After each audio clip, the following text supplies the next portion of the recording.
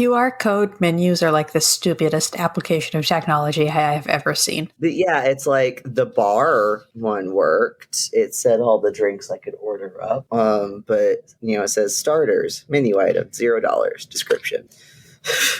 Yeah, it's combine everyone's collective ability to make a website, which is about 0, and then turn every menu into that. All right, let's go.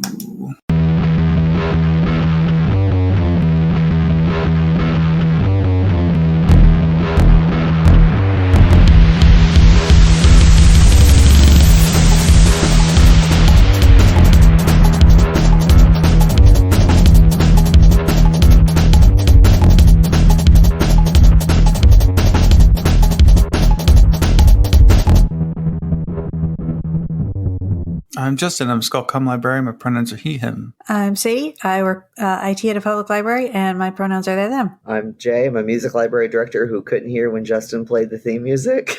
And my pronouns are he, him. We're going to be dropless today. We're just going to be staring at Justin in confusion. Abject confusion as he plays us Joe Biden. And then he can just add in whatever he wants later. It'll be like a green screen, but for podcasting. That's weird. That could be a problem, actually, because if my noise reducer is not on, all this traffic is going to come up. Give me 1 second. I don't hear anything. Okay, and fuck it. All right, we're doing E-Rate episode. Hooray! Yay! Woo, woo, woo! I have to do all the noises with my mouth. I've been wanting to do E-Rate for a while. We've been talking about, it's a mixture of E-Rate, which is a program in which public libraries get their IT and communication stuff. And in the 2000s, funding for E-Rate was tied to the Children's Internet Protection Act, which is kind of the first internet filtering law that we got, and was actually mass implemented because it was tied to E-Rate funding. And it's school districts as well. Yeah. I think it's a lot of things. Is it other than school districts and libraries? I don't think so. At least not that I've noticed. It's like, I think community colleges, some of them too. I don't know if they have to abide by the same like filtering requirements as school districts and libraries do, but I think it goes up to community colleges. Yeah. If you've ever had to deal with internet filter in school, this is what it's from. This is what you can blame. Yeah, it doesn't, like many other internet bills, it didn't really explain how to do this. So I was going over, I wanted to tie this into later laws and then tie it into the modern filters in libraries and schools. So we all know about the book challenges, and that has overlapped with some really silly conservative activism on just everything in libraries. They're really just losing their minds. And I actually found some really interesting unhinged organizations that have been around, I think, since the mid-2010s, which I'll get to in a minute. So Sadie, you work with E-Rate the most. Yeah. What you've talked about it, but give us a rundown on what you have to do with E-Rate. So most of my experience dealing with E-Rate has actually been dealing with an E-Rate consultant who does it professionally for schools and libraries because it's a big bureaucratic, confusing as fuck requirements. And the way that they track the funding that they give you used to be completely whack, and they just overhauled it. So I never actually had to file E-Rate myself, thank God, because that's a giant waste of time. But basically they go, hey, give us proof that you have filters and we'll make sure that you can actually get your money back or get paid. So yeah, had to procure mostly just screenshots, I think, of our firewall configuration, confirming that we were blocking pornography. But yeah, it's a lot of money. It's like upwards of like 70% of your telecommunications costs and hardware costs.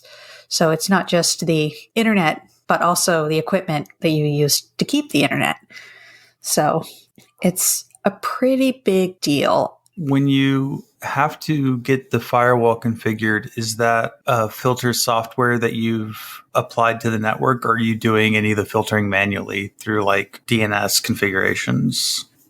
In what I have done, it has been through kind of both. We don't really do a whole lot, nothing manual, but content filters.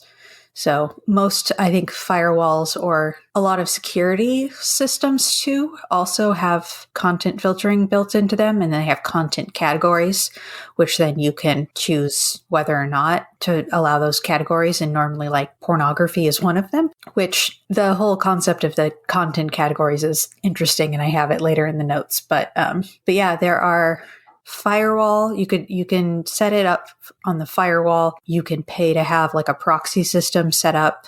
You can have a DNS level set up for your filtering. There are a lot of different ways to filter, and a lot of this same sort of products also do security filtering. So it's not always easy to separate the two out. You might be using a filter, a service that can do filtering, but you're using it for a security purpose and vice versa. So it can be, unless you're like the IT person who's overseeing it, it can actually be kind of hard to figure out what's actually being used as the content filter itself. Yeah, I think there's also a little bit of there's a change in the way that legislators have approached these filters. Like I think that blended nature is starting to change, because when CIPA first happened, the American Library Association sued the government about having to install web filtering software as a condition for receiving funding. And the basic approach, did I save it exactly? The court explained that the library is simply that the internet is simply another method for making information available in a school or library, and is no more than a technological extension of a book stack, which I thought is a very content-focused way of dealing with the internet, because we use the internet now for like tons of essential government services. But this mixture of content and security. So I think when we get to like the TikTok bans, it's on like an internet security measure, but it's also like, I think there's probably a content element to it, because they're usually like, there's nothing but naked girls dancing on my TikTok. It's like, yeah, bro. If you look at it for too long and don't swipe away, that's how it works. Like if I leave my phone open when I'm scrolling Instagram, it's like, oh, are you really into Rise and Grind memes this week? Because I only use my Instagram for like comics, like web comics and bunnies. That's just like all it's for. So I started following like my internet friends on there, and then I was like, actually, no, I don't want to see anything about politics on like one website. So I like unfollowed everybody on Instagram, but now it doesn't know what to recommend me. And so I think Poddamn America was talking about this, where if you look at anything, it's like, oh, this is what you're into this week, and you're just stuck with it. Yeah, until it decides to pick something else up and be like, oh yeah, this is now the thing that you want to look at. Yeah. So it just decides I'm into volleyball for a week. And it's like, yeah, man, you really like volleyball, right? Which you bring up section 230 later, but... Yeah, that really just came up like today because there's a lawsuit going on about section 230, which is saying that algorithms are... publishing. Somehow not protected by section 230 because you're suggesting content. Yeah. I know. I saw someone on Tumblr saying like, this isn't like the worst possible lawsuit, because like this is a lawsuit against YouTube's algorithm, which led to a terrorist attack.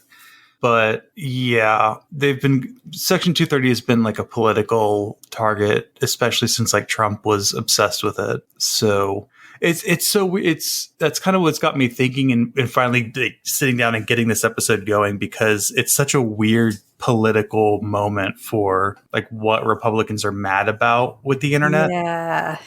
And they're mad about a lot. Yeah. It's changing in a lot of ways. And I think they don't really have like a clear ideological line on it right now. So like fucking anything could happen. Yeah, well, not that they're ever regularly cohesive, but it's particularly uncohesive right now. I was reading an article about the 230 thing earlier today, and I didn't get very far into it, but they were basically like, instead of their usual, this is where Republicans are on it, and this is where Democrats are on it, because it was explicitly about political lines. They were like, everybody's all over the place, so we're just going to group it by who's against it and who's for it, because we can't actually find a clear party line here. So yeah, it's kind of a wild moment in a lot of ways. I'm still muting myself on Zencaster. Hang on. Voice mod is just not fucking doing anything. Okay, whatever. Oh, nice. That's so confusing because I used Hear Myself to check my audio. Fuck it. It's just fucking close it, I guess. Fuck it, we'll do it live. I'm so confused about how... We can just hum the theme song. My wife's been walking around doing the Lord of the Rings, but like the version. I couldn't repeat it for you. Been on a Lord of the Rings kick lately, and it's been stuck in their head, so they've just been walking around the house going... I mean, that's why you married them, right? Yeah. Yeah, for their Lord of the Rings knowledge. Mm-hmm. Yeah, it's... Sounds right. Nobody knows this, but Sadie's married to Stephen Colbert.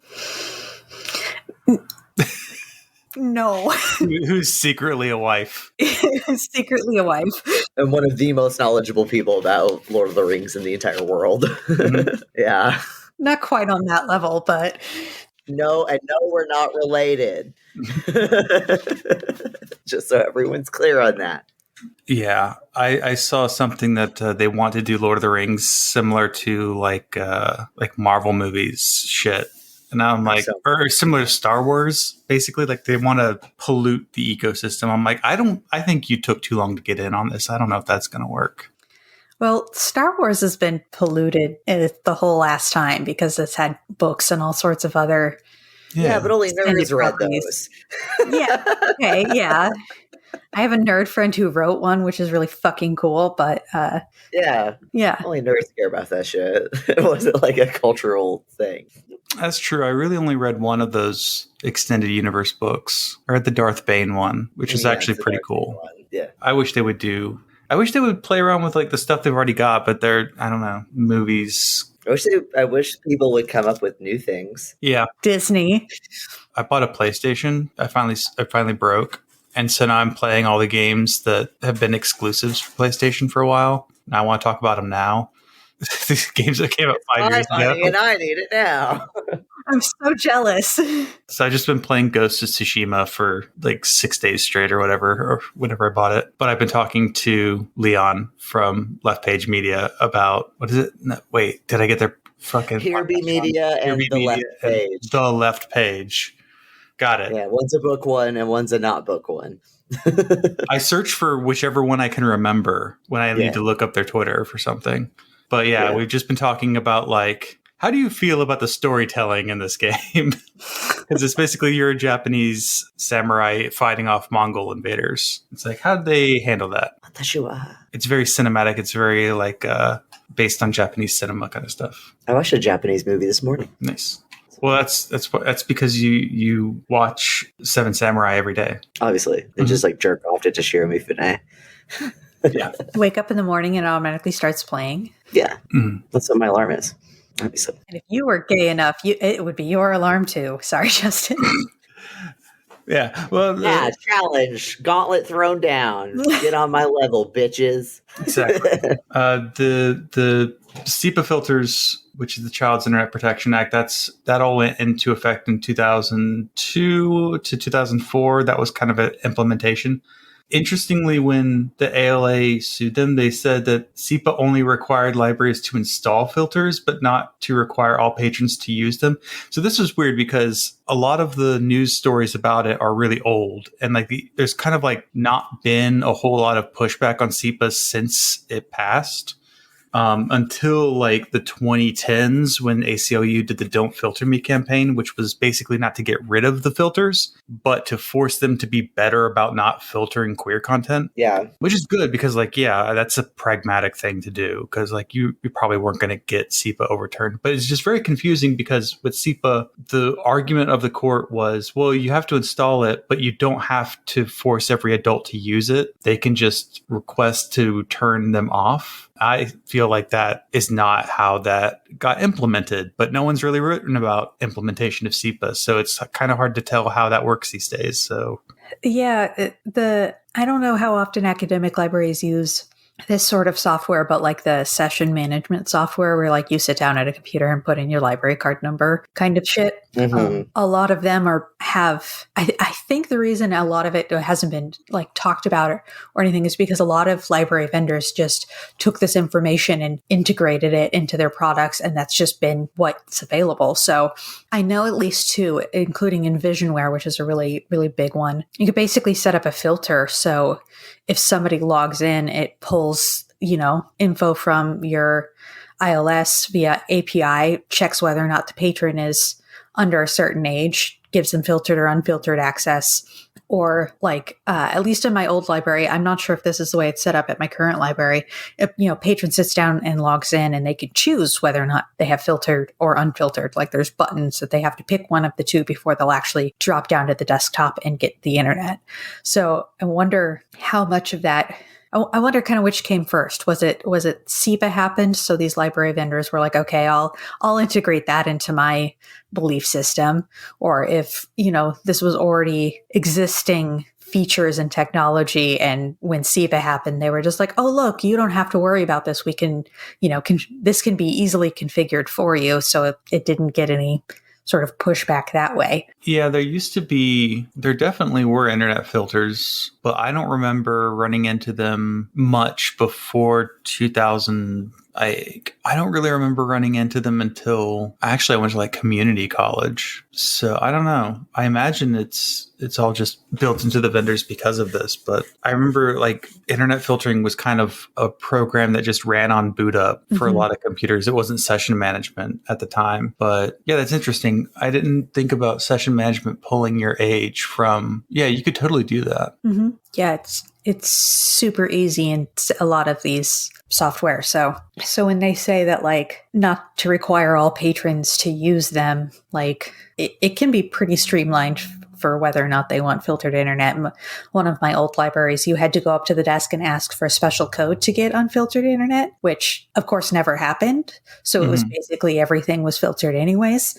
That's also where you get the cardboard hood, so people can't see what you're looking at. We stay on the cardboard or like hood. the desks that have like the privacy screen built into the top, and you have to like hover over the top of it and look down to see your screen, so people can't walk by and inadvertently view something that may or may not be pornography. Some pornography.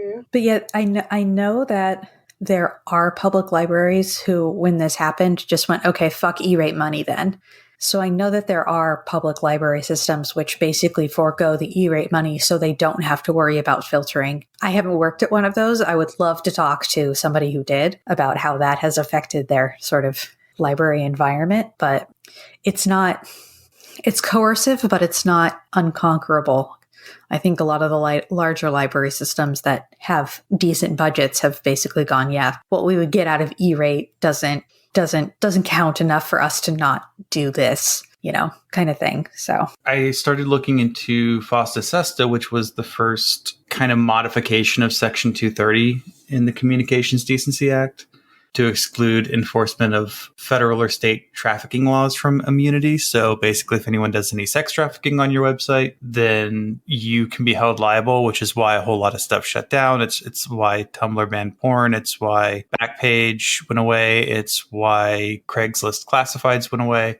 And a lot of sex worker advocacy groups and also anti-trafficking groups were like, this is pretty bad. And also this is just like a basic assault on free expression on the internet. But that led me to a group I haven't heard of before. And I didn't have time to do a deep dive on them like Moms for Liberty, but it's the National Center on Sexual Exploitation. And they really hate the ALA. And they also really hate EBSCO for some specific reason. That's kind of hilarious. Which of all the vendors, EBSCO's one of the okay ones. It's a very odd target. Yeah. Fuck this vendor in particular. Yeah, I think they like EBSCO uses all open source stuff. Like for a lot of its like non-database stuff, they're like, this is open source, but if you pay us, we'll do the hosting for you and tech support and stuff. But also, it's just Folio. So if you have the means, you can do it. So that's nice. I like that they're like making a commitment to actually use open source. software. Like, that's good.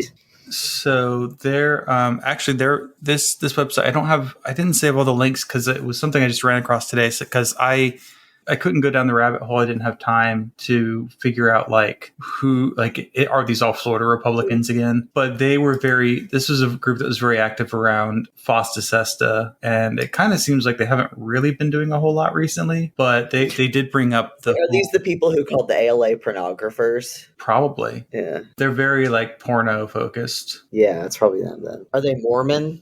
They use the phrase XXX in their copy a lot. Like, it's very 2000s internet. Because so it's when it's talking about EBSCO, about databases, like these online resources provided by schools that children often use. It's because the databases because they're not on the open web, the internet filters tend to pick them up. This happened a lot at my last job. So if you wanted to do any research, you literally couldn't really use our open internet because everything was filtered because we didn't have session management and our filters were really strict. And so I had to tell students, you really do have to use the databases if you're on campus because it will censor. It's a very, very proactive censor. Like, I couldn't go on College Humor or something. Like, it was pornography or no, what was the category? Bad taste or something. Tasteless? Yeah, I have a story about that. At my last job, I had somebody, the IT department was in the same building as the biggest library branch. And we would have we would just have public service people just walk back. We had one of the shift leads basically walked back and was like, I have this incredibly flustered woman out here who is getting this website blocked, and she wants to talk to somebody about why. And I was like, okay, great. I'm going to have to do the whole pornography free speech thing. No, she was looking, it was mugshots.com. And it was it literally looked like the Daily, God, what's that? It literally looked like National Enquirer sort of style. It was very obviously information out and had people's mugshots so you could look them up. And it was being blocked by the tasteless category. And she was very, very upset about it because this is for safety purposes. And I'm like, I don't know if needing to look up people's mugshots is necessarily a safety issue, but you do you, I guess. But yeah, I went back, and that's what actually got me to go in and look at our firewall categories and see what content categories were being blocked. And I was like, there's literally no reason for half of these. And at the time, I didn't have a boss, so I just unchecked a whole bunch of them and saved it. And it was still like that when I left. So, but yeah, tasteless, bad taste is a content category that contains things like mugshots and the National Enquirer. And I mean, it's fair that it is bad taste, but whether or not you need to block that is not your business. Yeah. What's that John Waters quote that's to have good bad taste, you must have good taste. Otherwise, it's just bad taste. It's bad taste or something. I don't know. I don't have the big book of John Waters quotes. You're not like me where you just have random John Waters quotes just at the ready. No, I have that for folk punk lyrics about politics. God, I don't like folk punk. John Waters lives in your head rent free. John Waters does live in my head rent free. So, but this bit of copy is funny. Via a system that bypasses school internet filters, EBSCO brings the dark world of XXX to America's elementary, middle, and high school children. This place has got to be LDS. I swear to God. It sounds very LDS, yeah. It's very LDS. They're the ones that actually campaign against porn shit. Other Christians just get mad at it, but don't do anything. Unless you're Catholic, maybe. It's either Catholics or Mormons. It's Mormons. I can tell you that, at least from the inside, from having been raised Mormon. No, I would actually really like to see what these pornographic results that they are saying come up with are, because I doubt it's porn.com videos or something like that. It's probably anatomy or historical photographs. I can imagine historical porn being in there somewhere, because that could be a field of study. Or the National Geographic stuff that we've all, that everyone Yeah. Yeah, I would like to know how much of it actually qualifies as porn and how much of it is just a naked body that somebody's throwing a hissy fit over their child. Or like the Journal of Sexuality or something. Yeah, yeah. It's like, in my experience, it's very, very little. Having worked in public libraries, it is more common than not to have it be something that is ambiguously sexual than something that is like actually explicitly sexual, if that makes sense. And I was having a discussion with a friend last week about sort of the definition of obscene in law, and the obscenity test, where it has to like appeal to prurient interest and whatever, and was like, what even qualifies as porn? Because we were talking about book bans a little bit too, and I was like, I always thought it was something that was created explicitly to cause arousal, right? Like, Yeah. that's what you would qualify porn as. So if you're working under that definition, then like almost all of this stuff that people claim is porn is not going to be even close to that. So Whereas like a lot of advertisements would then be porn. Up for debate. Yeah. Yeah, I think that conflation, I don't remember if we brought it up last episode or the one before, but there's this conflation I don't like of the definition. yeah, there's a conflation of sexuality with pornography now. So it is very much like, if you talk about like cunnilingus, that is pornography. It's like if you describe it with text, right? And that's also like why, if you had to remove that from libraries, that would be all the romance section. Any discussion of like making out is like sexual depictions inappropriate for children. I have a question for you guys. You keyworded me here, and Jay, you're from the Midwest, so maybe this was I assumed this was a Midwest thing, but I was reading this romance book series, and the term making out was used for everything from heavy kissing session all the way to actual sex acts was making out. And I was like, by sex acts, like just fucking, like fucking, or like blowjobs, it was smut. It's straight up like the kind of shit you would. And I'm just like, but it was described as making out. And I'm like, is that a regionalism? Because here in the Pacific Northwest, I've only heard it being referred to as like kissing, like heavy kissing. I have only ever heard it referred to basically be French kissing. Making out includes tongues. Ah, okay.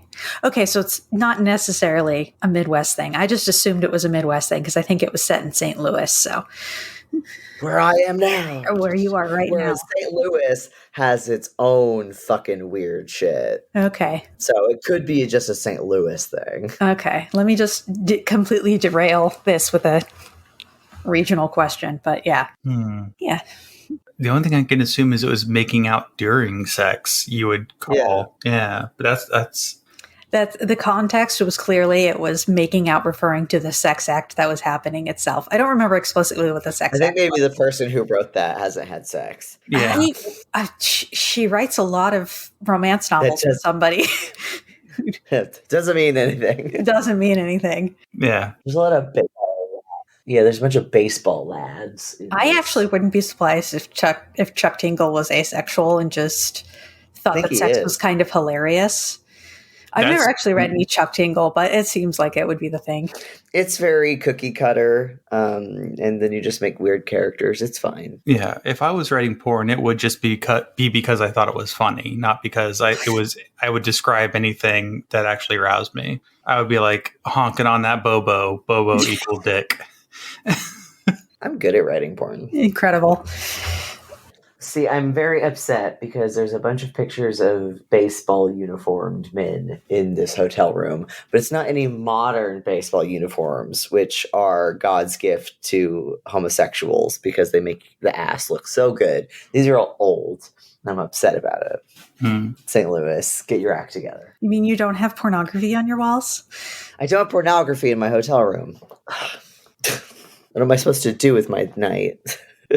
So the end sexual exploitation people, I couldn't figure anything more about them, but yeah, they're really upset with EBSCO and ALA, and they keep showing up in the FOSTA SESTA era, but they don't really seem to have a whole lot going on modern I think they still update their website with like legal wins, but they're very much, I don't know, I couldn't find anything new. So these things seem to go in very quick hype cycles. Like no one's writing about CIPA right now. And then FOSTA SESTA, we're still feeling the impacts because it was only implemented a couple of years ago.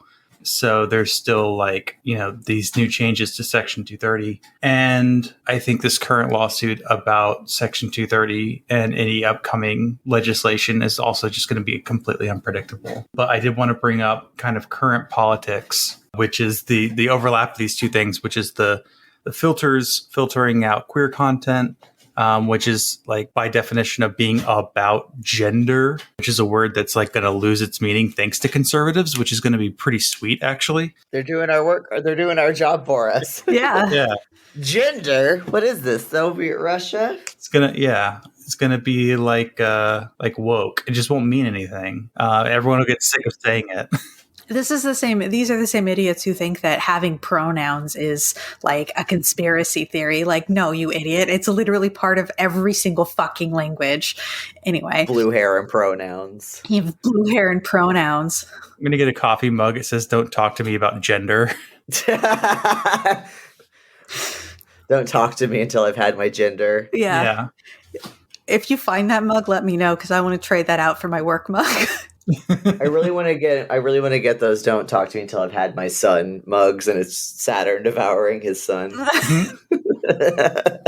So there is still advocacy about fixing these anti-queer issues with web filters, especially so that kids get access to information about being queer, and also like basic, like if you didn't learn about sex in school, you should probably have somewhere to learn it. So library is a good place.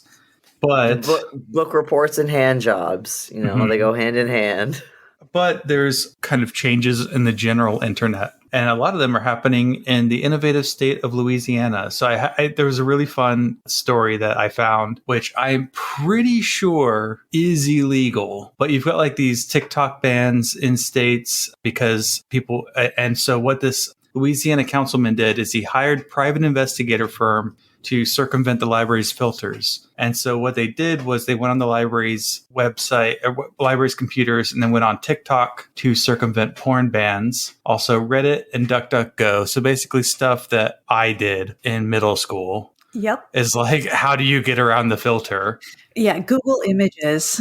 Yeah, that was actually the first time I noticed Google Safe Search because I wasn't thinking, and I was trying to get images on a paper I was writing, and I needed to get the Olympic lifts, and so I just typed snatch into Google Images.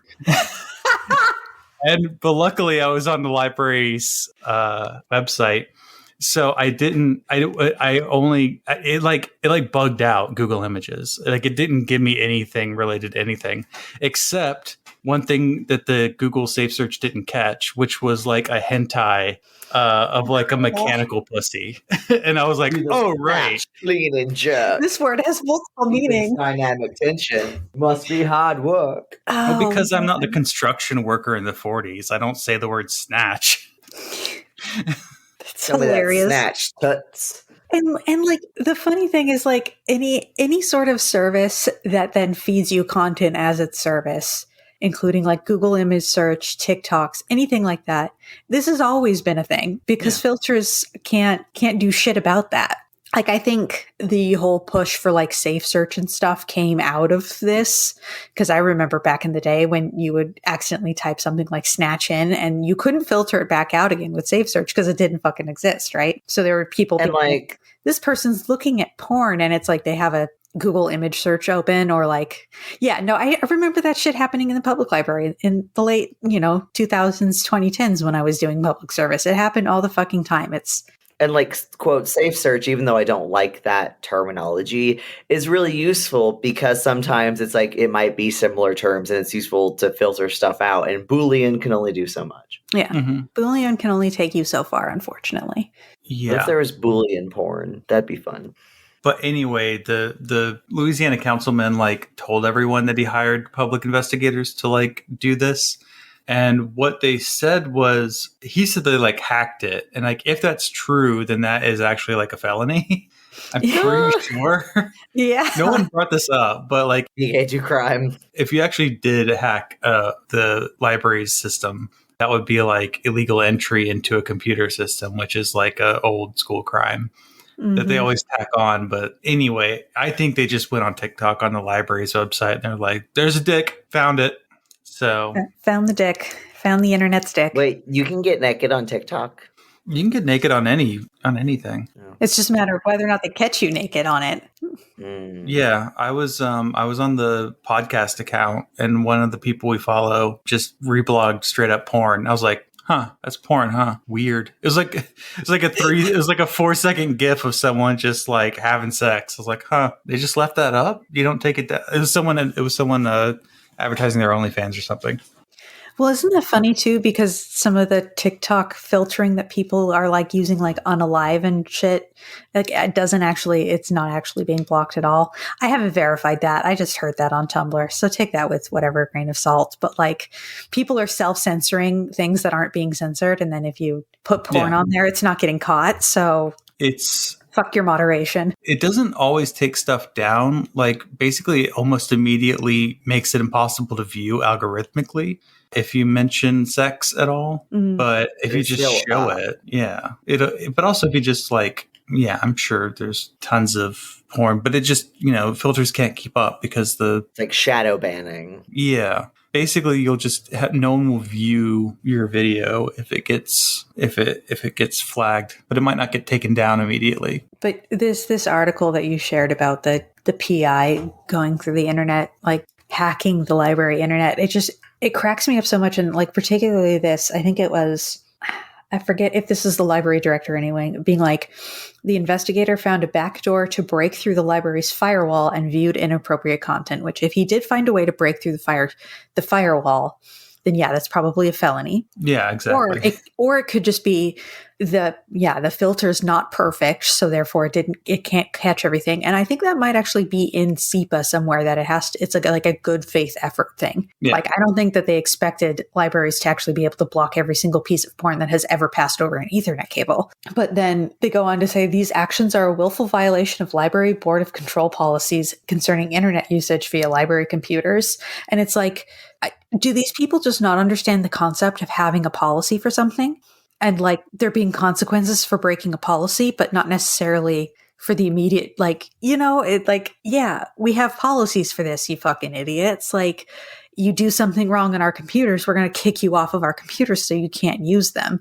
Like, it's not to try to actually prevent pornography from being on computers. It's so we can say this behavior is not okay in the library and kick you out. Like, it's just such a weird leap of logic for somebody to make. Like, I don't know. And that's probably why the conservatives are trying to get on library boards. So run for your local library board. Yeah. I mean, it's also this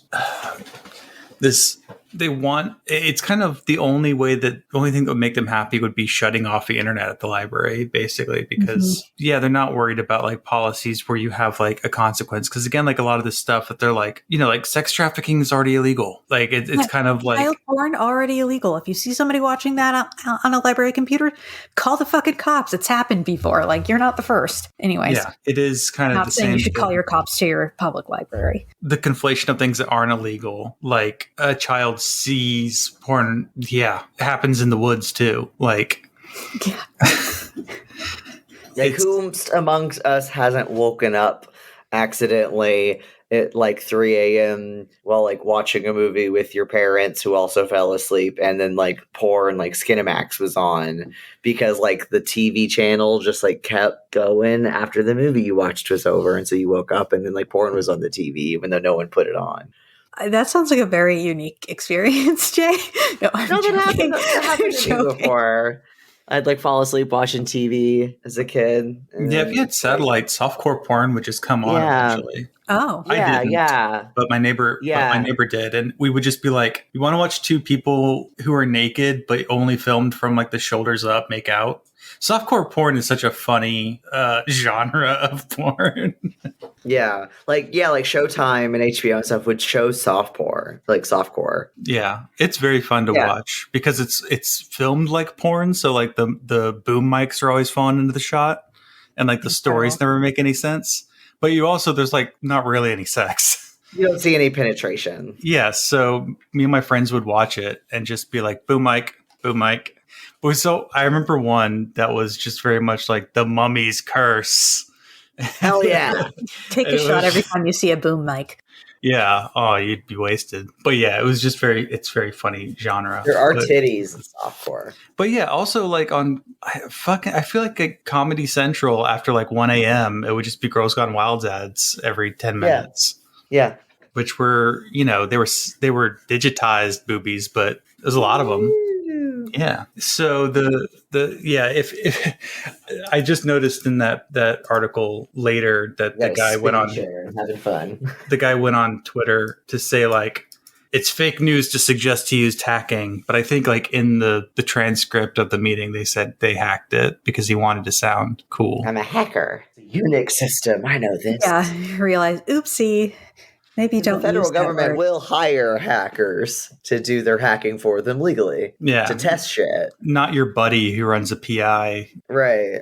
Finding a loophole is not hacking. I'm sorry. I'm in. That is not hacker voice. It wasn't hacking when we changed my middle school's website to say that the principal was Fidel Castro. It's like, no, just you could change the website if you were on the school's IP address. Incredible.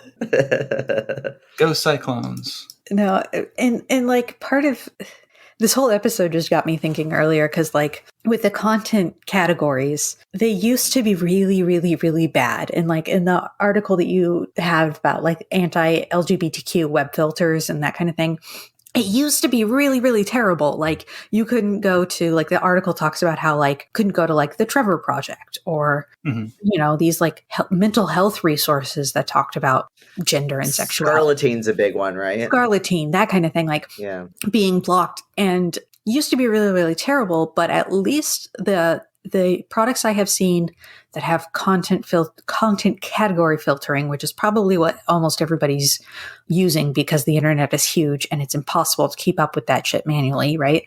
So most of them now have split up pornography and sexuality, at least in the ones that I have looked at. They're different content categories, and the sexuality one explicitly says not pornography related to sites about LGBTQ, gender, blah, blah, blah, blah, blah, blah, blah, right?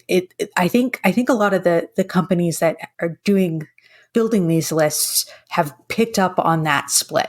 And in a lot of ways are at least respecting it, at least the ones that I have looked at, and explicitly say, if you look at it, this does not include websites about, queer shit. But I think it's probably just localized. I think that a lot of libraries or whatever are just leaving it checked out of caution instead of actually looking to see what that category contains, because that can be kind of tricky to find. I don't know. I really deeply dug into what the content categories covered when I was looking at our firewall at my previous library to see what should and shouldn't actually be checked, just simply because like that taste list, it's like, even if it is, why is it our business to block it? We only care about blocking porn for CIPA. But I think a lot of things are out of caution and not out of actual real need, if that makes sense. So I was thinking about this because like we have to test the filters, right? And so like I always used to go to ogloff.com because that way if the filter didn't work, I wasn't at least showing like, somebody couldn't walk behind my work desk, like my work monitor and see like, pussy. It would just be like a cartoon dick, which is why I used Ogloff, which if you're not familiar, Ogloff is a sex comedy comic. It's like the best web comic. Which is it's just so fucking hilarious. But the Labyrinth one's my favorite. Yeah. The face. The Cum Spirit ones were always my favorite. The Dyke Pirates. Yeah. Anyway, like, so So there's no reason, especially if you work in a public library, there's absolutely no reason for you not to test these filters. It'll be probably on the Wi-Fi because the Wi-Fi has to be filtered. It'll be on your public computers. It'll be on your children's computers. You can just hop on Wi-Fi on your phone and Google a bunch of shit or pull up a bunch of websites that shouldn't be checked and see what that content category filter is. And if it's sexuality and it's the Trevor Project, then you should probably try to raise a stink and be like, why are we blocking this? Because it's probably just some lazy fucking admin who hasn't actually stopped and thought about it and unchecked that box because they don't actually know what libraries are supposed to be doing for public libraries. I have absolutely no advice if you're a school library. Sorry. My private graduate school has internet filters, and it blocked me seeing the menu of a restaurant because it was included in like bars and alcohol and tobacco. And like, does some of the students are my age? And like, does your college even take does it even take E-rate money? Like, what is I don't legally, know because it's private. Exactly. What is legally making them do that? There's probably nothing. It's probably just a sysadmin being like, these should probably be blocked. It's an absolute judgment call on somebody's part, and you should figure out whose judgment call that was and call them out on it, basically. No, like it's blocked me being able to do stuff for the Homosaurus sometimes. Because I have to be able to like go to like kink websites or like, like stuff about like to do research for the words that I'm trying to write scope notes for. Yeah, I feel like that's definitely someone in IT department doesn't want to deal with. Why is there like old lettuce on my desk? This is the bunny's lettuce. Say thanks, rabbits. It's not Taco Bell. That's gross. It's like slimy. They'll still eat it. It's like under my keyboard. What the fuck? Why is there keyboard lettuce? Anyway, the other thing It'd be a good band name, Keyboard Lettuce. Yeah. The other thing I wanted to talk about though was the Louisiana Porn Passport, because this is sort of like another good band name. Yeah. You have to verify your ID to get on the major porn websites, which is interesting because, like, I don't know how they're going to enforce this. It seems like Pornhub and YouPorn and RedTube are complying. And basically, you have to use this, like, third party that will verify your Louisiana driver's license because you can't make everyone do sessions, right? Like your IP, your ISP isn't going to verify your age or whatever before it sends you to a porn website. Although I think that's probably what they want, is that your ISP would completely tie you to an identifier that then it just it turns everything into a terminal. Like everything will become a session. Like the open internet will kind of end and you will just log into the internet with your driver's license. This was something I don't know if I wrote about it, but it was something I was reading about to do a chapter like a few years ago. So it's not clear. It's not like close in my head, but it's kind of the mixture of how our infrastructure is changing to cloud-based infrastructure, which is kind of turning our computers back into like dumb terminals instead of these independent computing machines. And I think they're trying to do that with the internet in general. And that makes sense to me. That's how I'm making sense of it. Just a bunch of Bloomberg terminals. Yeah.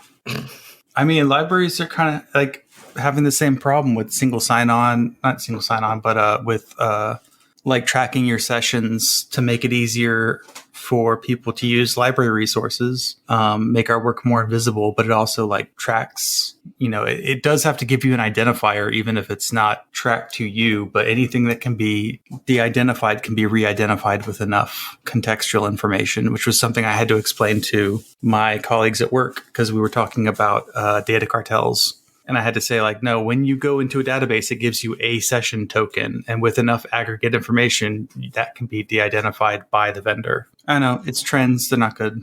The thing about this porn passport thing, too, is like, it's one of those things that's like, it's already in place, just not in a way that you approve of. So it's like, this used to just be like clicking the I'm 13 years old.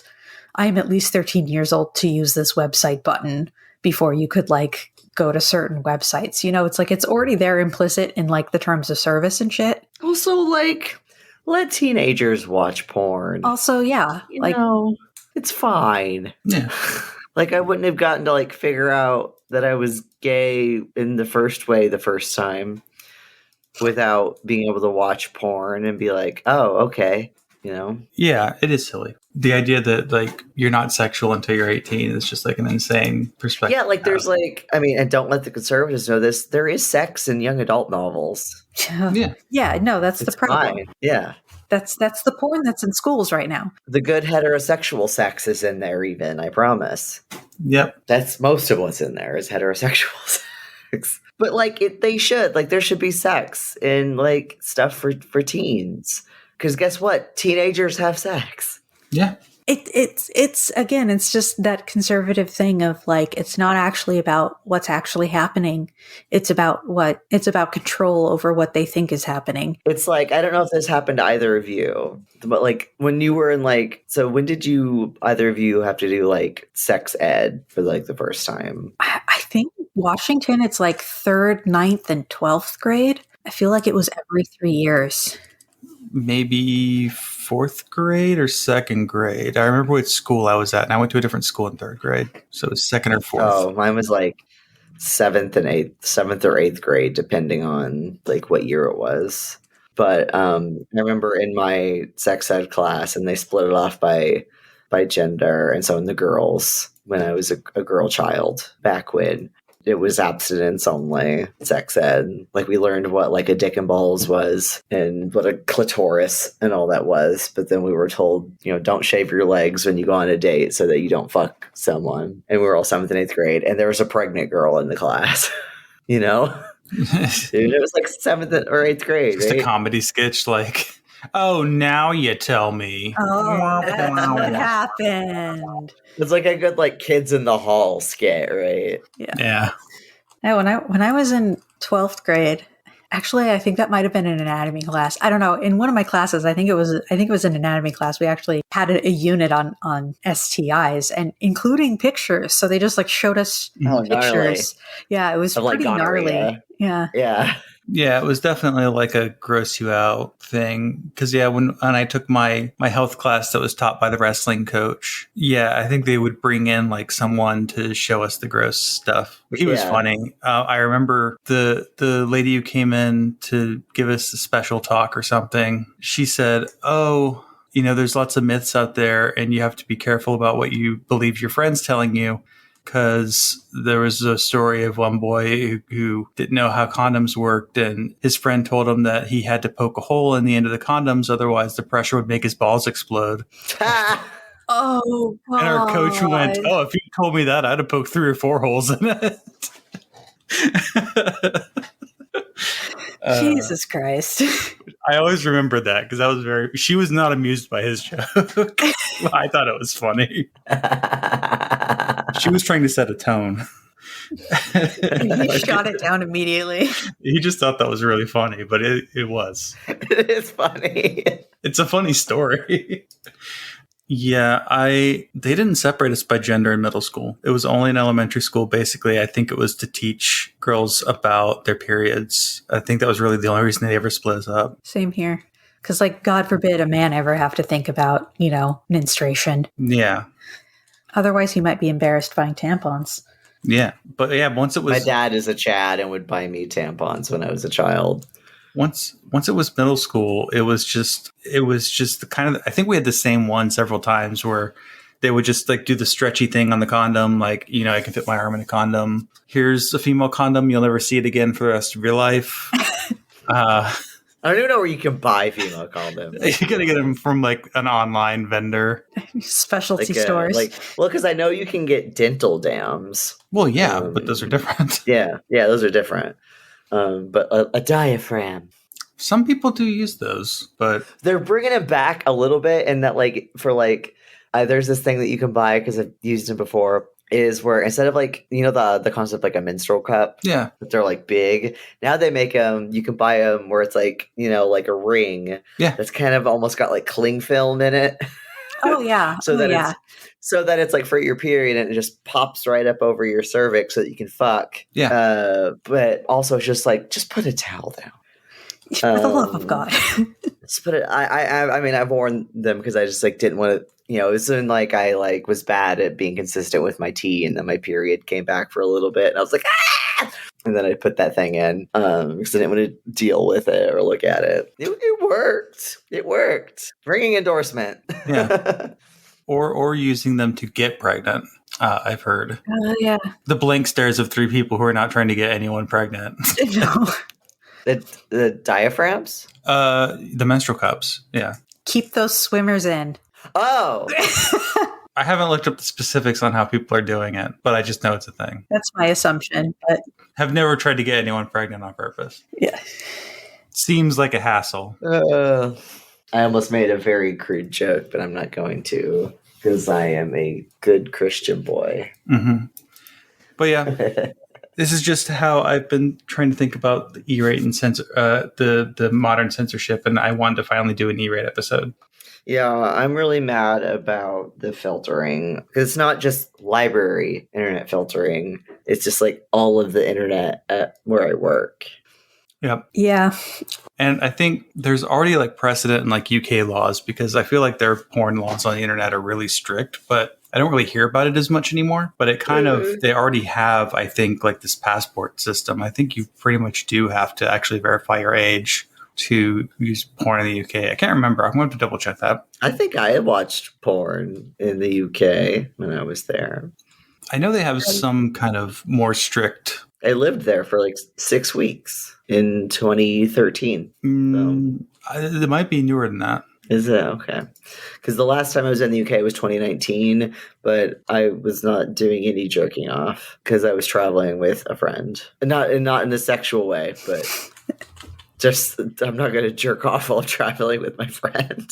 You know? Yeah, it was 2017. Okay. I guess it ended up failing. Oh, good. But it was a system of age checks, and it was you had to show you were over 18. So I guess it didn't really go through. But it was as recently as like 2019 when it was in the news. Oh, one other thing I wanted to say. If you go to your IT and you say, why is this blocked? And they tell you that it's for security and it's like fucking the Trevor Project or FetLife or some shit, you call them out on that bullshit right then and there. Every filter can tell the difference between malware and any kind of serious security issue than from content. They are never the same thing on those because they know what's going on there. So if you hear the excuse that it's for security, it's not.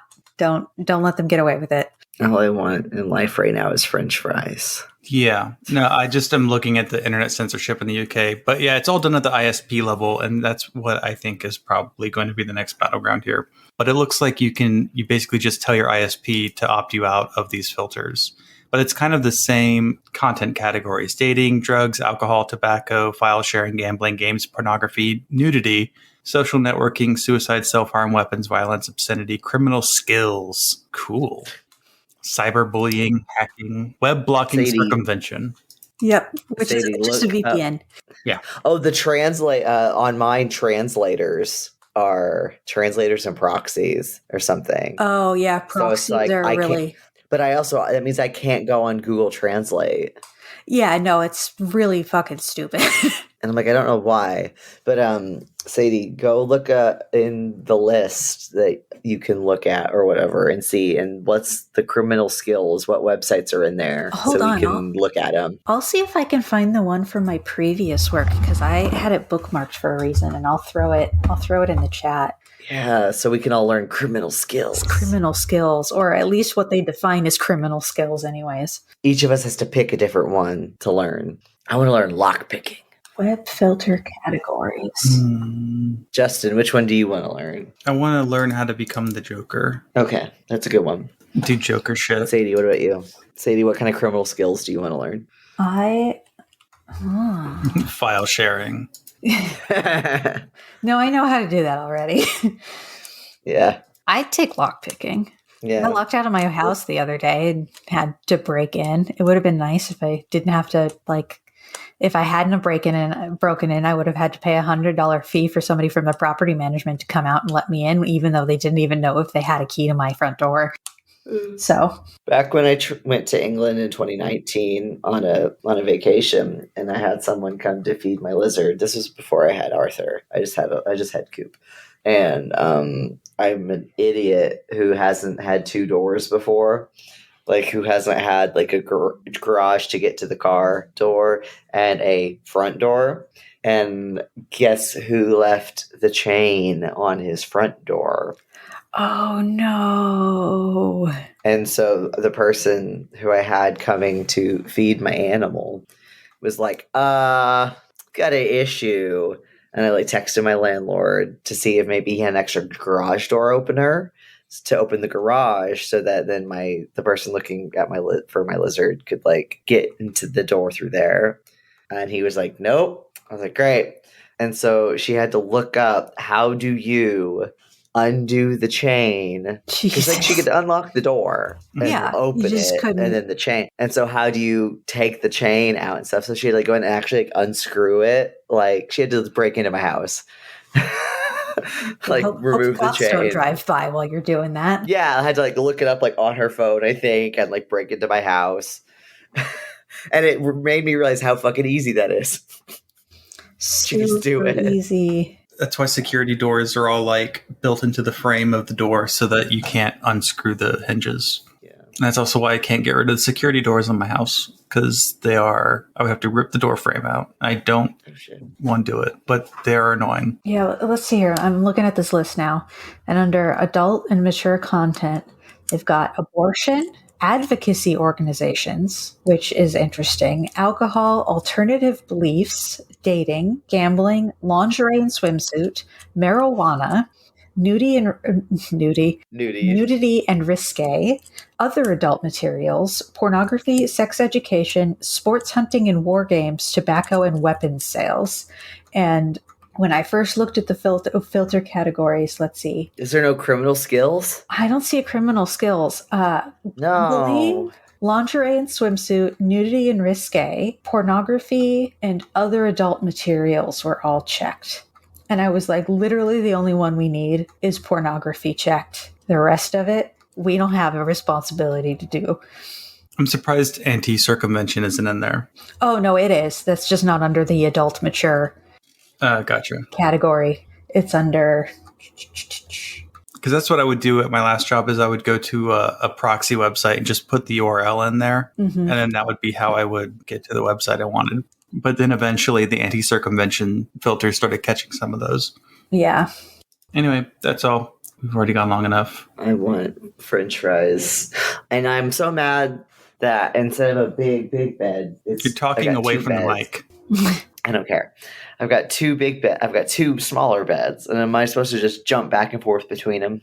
One is for your clothes. I was just about to say that. One of them is for suitcase. One of them is for sleeping. When I was at Fest, I picked the one that had the fewest stains on it because I was in like a rehab motel. Yeah. The floor was both sticky and slippery. Gross. I don't know how. The magic of substances. I had to wear socks everywhere. It was gross. Yeah. Anyway, good night.